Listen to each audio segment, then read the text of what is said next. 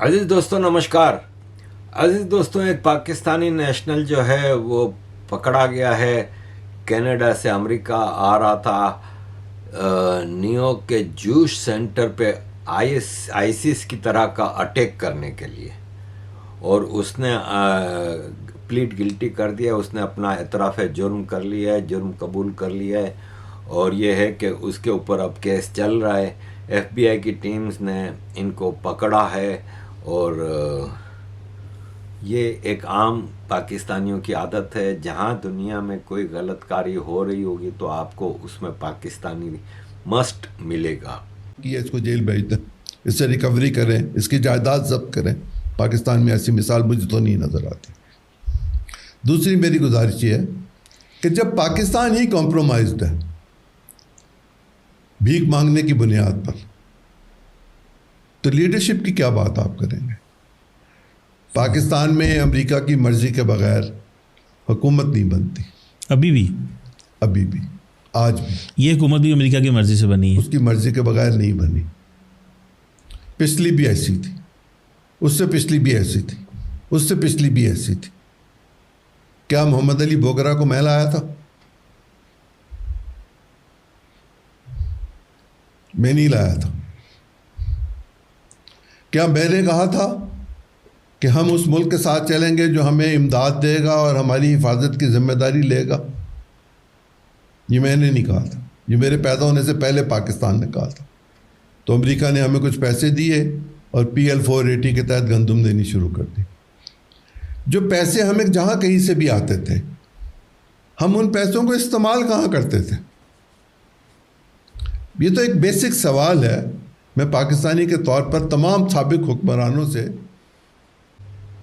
अजीज़ दोस्तों, ये कमर चीमा साहब को इंटरव्यू दे रहे थे और ये बता रहे थे कि पाकिस्तान एक भिखारी मुल्क है और उसकी क्या इज्जत है। अब मैं ज़रा आपके सामने रखूँगा ये जो अभी आप देख रहे हैं पाकिस्तान स्पॉन्सर्ड जो एग्रीमेंट हो रहा है सीज़ फायर का, नेगोशिएशंस हो रहे हैं, एग्रीमेंट घंटा होना है, ठीक है ना। उस पे पाकिस्तान जिस तरह पिछले जब से ये डोनाल्ड ट्रंप आया है और जिस तरह आसिम मुनीर और शहबाज शरीफ डोनाल्ड ट्रंप के जूते चाट रहे हैं, उस पे मैं ज़रा एक इनके सामने वाक़या रखना चाहूँगा।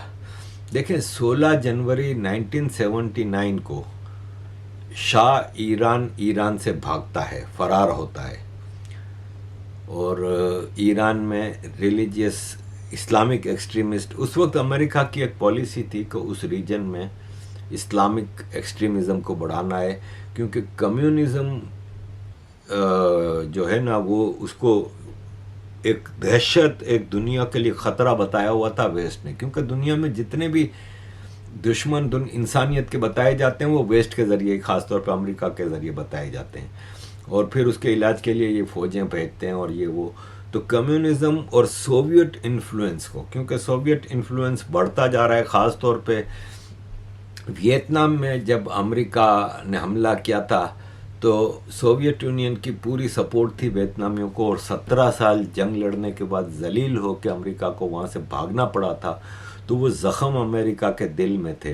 तो वो सोवियत यूनियन का इन्फ्लुएंस बढ़ता था, उसको रोकने के लिए इस्लामिक एक्सट्रीमिज़म को इनकी नज़र में आया कि एक और शैतान को मारने के लिए एक और शैतान क्रिएट किया जाए। तो उन्होंने इस्लामिक एक्सट्रीमिज़म को बढ़ावा दिया, और उसमें जो जिहाद और मार धाड़ का कल्चर और था उसको प्रोमोट किया। उसके लिए सऊदी अरब और पाकिस्तान यूज़ हुए।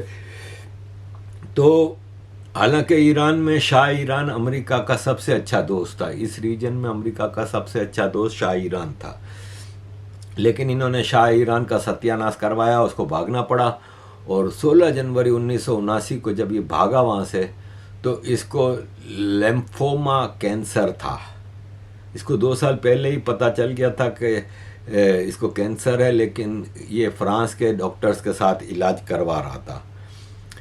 जब अमेरिका जाने के लिए 16 जनवरी को शाह ईरान बैठा हवाई जहाज़ में, तो अमेरिकी एम्बेसी ने इसको पैगाम दिया कि ऐसा करें कि अभी आप डायरेक्ट अमेरिका नहीं आए, आप कुछ दिनों के लिए इजिप्ट चले जाएं। तो आफ्टर ऑल वो इजिप्ट मतलब वो शाह ईरान बादशाह था ईरान का इतने सालों से, तो पूरी दुनिया के कंट्रीज़ के से अच्छे ताल्लुकात थे।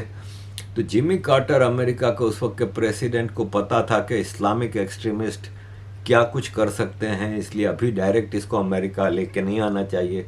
तो उसको इजिप्ट भेजा। तो इजिप्ट में प्रेसिडेंट अनवर सादात ने, जो कि ज़ाहिर अमेरिका का पिट्ठू भी था और शाह ईरान का भी दोस्त था, उसने खुद उसका इस्तकबाल किया, एयरपोर्ट पे गार्ड ऑफ ऑनर दिया और कुछ दिन तक वो मेहमान रहा इजिप्ट का। और रज़ा शाह पहलवी को अपनी बीमारी की बड़ी चिंता थी कि मैं इलाज कराऊं, इसलिए जल्दी अमेरिका पहुंचूं। लेकिन जिमी कार्टर अभी कुछ फैसला नहीं कर पा रहे थे। खुमैनी आ चुका था, ईरान में इंकलाब आ चुका था। जब ईरान में इंकलाब आया तो इजिप्ट में जो शिया लोग थे उन्होंने गवर्नमेंट के खिलाफ प्रोटेस्ट करने शुरू किए कि शाह ईरान हमारे यहाँ क्या कर रहा है, उसको हवाले करो ईरान के, ताकि वो ईरान वाले इसको फांसी पे लटकाएं इसके जुर्म के लिए। अनवर सादात ने ये हालत देख के शाह ईरान को कहा कि भाई साहब सॉरी, अब मेरे लिए आपको रखना मुश्किल है। तो मोरक्को से कांटेक्ट किया गया और मोरक्को का बादशाह जो था ना हसन, किंग हसन ईरान के बादशाह का दोस्त था ज़ाहिर, तो वो मोरक्को गया और मोरक्को जाके वहाँ पे कुछ अरसे रहा। लेकिन ईरान में मामलात ख़राब होते जा रहे थे। ईरान के इस्लामिस्टों ने अमेरिकन एम्बेसी पे धावा बोल दिया और वहाँ पे मौजूद 66 अमेरिकी स्टाफ जो था उसको हॉस्टेज बना लिया। और मोरक्को में भी अमेरिकन एम्बेसी के सामने शियाओं ने प्रोटेस्ट करना शुरू किया और किंग हसन जो मोरक्को के थे उनके लिए फिर मुश्किल हो गई। लेकिन शाह ईरान को अमेरिका लेने को तैयार नहीं था क्योंकि उधर उसके 66 लोग हॉस्टेज बने हुए थे। तो अमेरिका ने इंग्लैंड को कहा कि तुम्हारा एक जजीरा है बहामास, शाह ईरान को वहाँ भेज दो क्योंकि अभी कहीं और इसको हम भेज नहीं सकते। तो शाह ईरान को बहामास भेज दिया क्योंकि अब बहामास में ज़ाहिर एक छोटा सा टूरिस्ट एरिया था, वहाँ पे इसके हिसाब का कोई पैलेस नहीं था, कोई कुछ नहीं था और कोई इलाज का ख़ास तौर पे इसके लिए कुछ था नहीं। उधर हॉस्टेज का मामला बहुत ज़्यादा ख़राब हो गया था। ईरान ने अमेरिका को कहा कि हम आपके हॉस्टेजेस को उस वक्त छोड़ेंगे जब आप हमारे जो $10 बिलियन आपके पास ईरान के पड़े हैं वो अगर आप रिलीज़ नहीं करेंगे तो हम आपको ये बंदों को मार देंगे। तो फिर वो रिलीज़ करने पड़े और दूसरा उन्होंने डिमांड की कि शाह ईरान को हमारे हवाले किया जाए। इंग्लैंड भी बहुत परेशान था कि बहामास आफ्टर ऑल इंग्लैंड का जजीरा था, तो उनके लिए ईरान से मामलात ख़राब होते जा रहे थे। तो इंग्लैंड ने शाह को बहामास छोड़ने का कहा। तो समझ नहीं आ रही थी कि इसको क्या किया जाए, तो फिर इसको मेक्सिको भेजा गया कि मेक्सिको में कम से कम मुसलमानों का कोई इतना वो था नहीं कि हम कोई तो प्रोटेस्ट वगैरह करेंगे। और वो फिर मेक्सिको में चला गया और कुछ महीने वहाँ पे रहा। और इसी दौरान अमेरिका का एक्स प्रेसिडेंट रिचर्ड निक्सन जाता है मेक्सिको और शाह ईरान से मुलाकात करता है और उसको समझाता है कि देखो मसला ये है कि इस वक्त हमारे वहाँ पे हॉस्टेजेस हैं और हमारे लिए काफ़ी मुश्किल सूरत हाल है, तो थोड़ा तुम सब्र कर लो।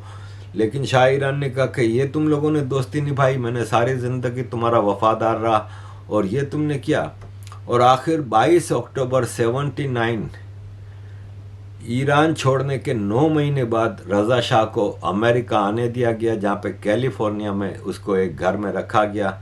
लेकिन हालात उस वक्त तक इसकी बीमारी इतनी बढ़ चुकी थी कि सिर्फ 4 महीने बाद 24 मार्च 1980 को ये मर गया। नहीं, ये जुलाई 1980 में मरा। एक्चुअली इसने फिर कहा कि मुझे अब इजिप्ट जाने दो, मैं तुम लोगों के साथ अब नहीं रहना चाह रहा, क्योंकि अब उसको नज़र आ रहा था कि मेरी मौत तो करीब है। तो फिर ये 24 मार्च 1980 को इजिप्ट गया और जुलाई 1980 में वहाँ पे मर गया। बताने का इतना लंबा मकसद ये था कि अमेरिका के साथ जो वफादारी करता है ना, अमेरिका टिश्यू पेपर की तरह यूज़ करता है। कई उदाहरण मैं आपको दे सकता हूँ। फिलीपीन में फर्डिनेंड मार्कोस, मेरा ख्याल है दो दशकों तक, 2 डेकेड्स तक फिलीपीन में रूल करता रहा। अमेरिका का दोस्त था। उसको भी जब फिलीपीन से भागना पड़ा, अमेरिका ने उसको भी धुतकार दिया।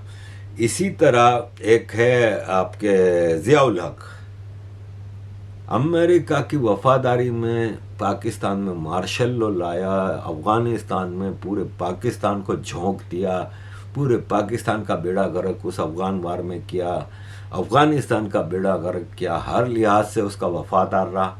लेकिन जब ज़ियाउल हक से भी जान छुड़ानी थी तो अपना एम्बेसडर भी अमेरिका ने उसके साथ मरवा दिया। लेकिन उसका, ऐसे आपको कई उदाहरण दे सकता हूँ। Saddam Hussein was a blue eyed boy of West America. क्या किया उसके साथ? उसामा बिन लादेन को कौन ट्रेनिंग, हथियार, पैसे दे के किसने वो किया था? तो अजीज दोस्तों, पाकिस्तान का यही हाल है। अब पाकिस्तान के जो आर्मी के टट्टू जर्नलिस्ट हैं, जैसे ये अफसार आलम है, ये पेमरा का डायरेक्टर भी रहा है, चेयरमैन रहा है, अब ये भाषण दे रहा है कि पाकिस्तान इजराइल को तबाह कर देगा। पाकिस्तान ने 80 साल से इंडिया का बेड़ा गर्क किया हुआ है और अब तक कर रहा है। मैं सिर्फ ये कहूँगा कि वेलकम टू पाकिस्तान नेतन्याहू। और अगर आप लड़ते रहे हैं फ़लस्तीन के बच्चों से और औरतों से, लबनान के नहाते लोगों से, ईरान ने आपको तारे दिखा दिए दिन में। आप पाकिस्तान के साथ पंगा करने से पहले 100 बार सोचिएगा कि पाकिस्तान इंडिया जैसे मुल्क के साथ, जिसकी आबादी 1.5 अरब है, पाकिस्तान से 8 गुना बड़ा है, वो 80 साल से हमने उससे मत्था लगाया हुआ है और अभी तक है और अभी लगाएंगे और भी। तो इसराइल किस खेत की मूली है कि इसराइल किस बात पे उछल रहा है इतना? और ख्वाजा आसिफ ने जो कहा है वो उन्होंने इसलिए कहा है कि आप जेनोसाइड कर रहे हैं, और जो आप जेनोसाइड करेंगे उस पर कहा जाएगा। आप बिल्कुल मत समझें कि पाकिस्तान कोई खलीज का छोटा सा मुल्क है जो आपके साथ सफारती ताल्लुकात कायम करने के लिए मरा जा रहा है और आप जो मर्जी करते रहेंगे वो बोलेगा नहीं। आप हमारे पीस प्रोसेस को डिस्टर्ब करना चाहते हैं इस्लामाबाद में। आपकी हरकतें जो हो रही हैं, आप जिस तरह बार बार सीज़ फायर की वायलेशन कर रहे हैं, आप जिस तरह सऊदी अरब पे आपने हमले किए और इल्ज़ाम ईरान पे लगाया, ये करतूत पाकिस्तान देख रहा है। और अब पाकिस्तान में ये मुज़ाकरात हो रहे हैं। पाकिस्तान ने आज अपने लड़ाका तैयारे भिजवाए हैं ईरान और सऊदी अरब के ऊपर और खलीज के ऊपर। वॉक्स भी भिजवाया है और इसलिए भिजवाया, आपको मैसेज दिया है कि ले ऑफ। और ये जो वज़ीर दिफा का बयान है, ये भी आपके लिए एक मैसेज है कि हमारे साथ पंगा नहीं करें। हम कोई अरब कंट्रीज की तरह बुज़दिल कंट्री नहीं है। वो लोग तो लड़ नहीं सकते। हमारे जेट तैयार हैं। इजराइल ये चूरन ऐसा पाकिस्तान की जनता को मामू बनाने के लिए बेचते हैं कि मैं क्या बताऊं। हालत इनकी ये है कि ये सिर्फ भीख मांगने पे लगे हैं।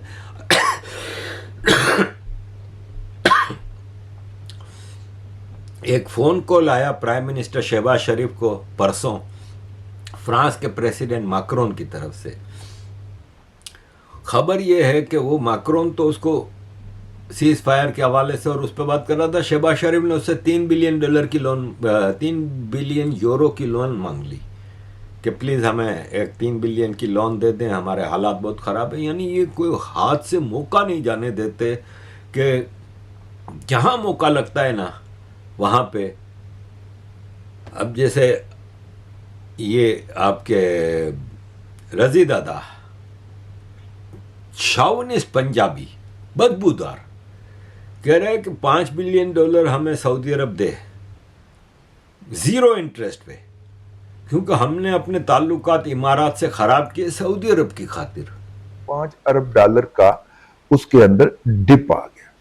तो इस वक्त जो है वो पाकिस्तान के ज़र मुबादला के जो ज़खायर हैं सरकार के जो कब्जे में हैं वो तकरीबन 12-12.5 अरब डॉलर हैं। और IMF की कंडीशन हमें ये बताती है कि जून 2025 को पाकिस्तान के कौमी खजाने में 17.5 अरब डॉलर होने चाहिए।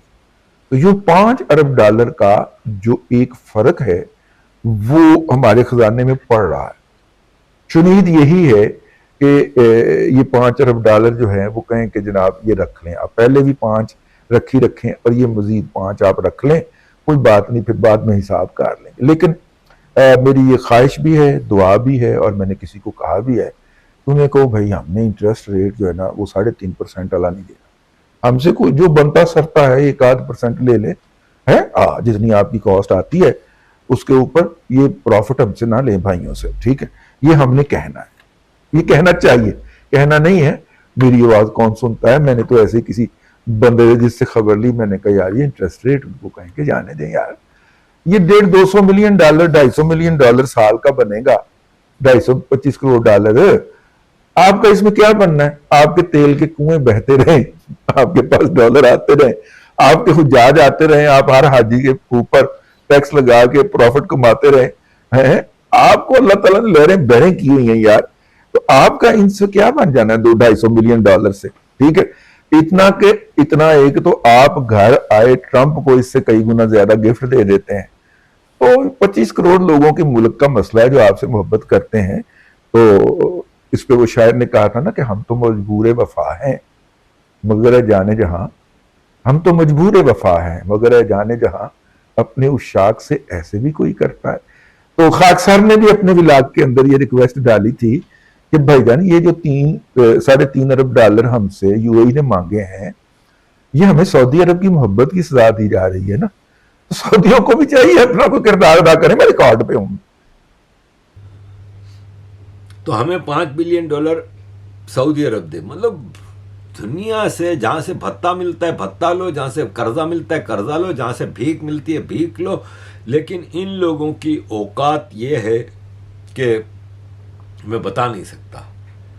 तो अजीज दोस्तों, इस सारी सूरत हाल में पाकिस्तान के लिए मैं क्या कहूं कि अमेरिका की चमचागिरी में आदमी को उस हद तक जाना चाहिए कि नेशनल इंटरेस्ट पाकिस्तान का कम से कम सामने रखना चाहिए। लेकिन लेट्स सी अजीज दोस्तों आगे क्या होता है। थैंक यू वेरी मच अजीज दोस्तों फॉर ऑल योर सपोर्ट। अगर आप हमारे काम को मजबूत करना चाहते हैं तो जी खोल के हमारी सपोर्ट कीजिए। थैंक यू वेरी मच अजीज दोस्तों।